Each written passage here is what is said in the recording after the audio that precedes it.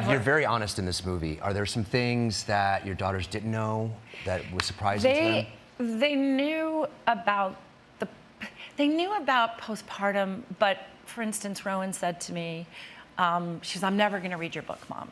And I said, "Okay, you don't have to read my book." Do you know what I mean? Yeah. And I think there's bits about it that are things that happened to me sexually that I don't think that they don't see their mother that way. Right. And they can't fix it. And I didn't exist before they Yes. were born. Right, exactly. You know, and I said, well, if you see me on film with somebody, what's your reaction? And they're both like, ew.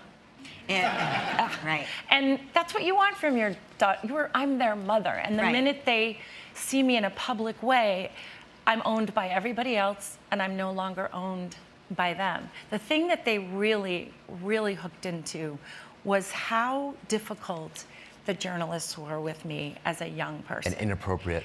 Inappropriate. Yeah. Nobody complained about that. Nobody wrote about that. They only wrote about subject matters in fake films. Right. In movies that weren't my real life, you know? Right. But the way they hammered at me, that really, my daughters took real offense to that. Yeah. Because I'm 12.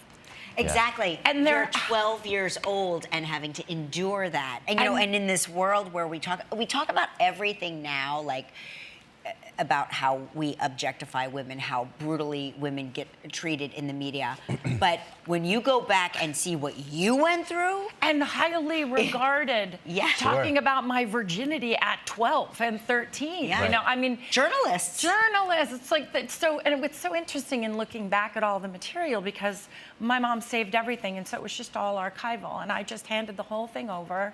I never wanted to do a documentary. It's really brave, though. Well, thank you. No, it is super brave. Thank you. You have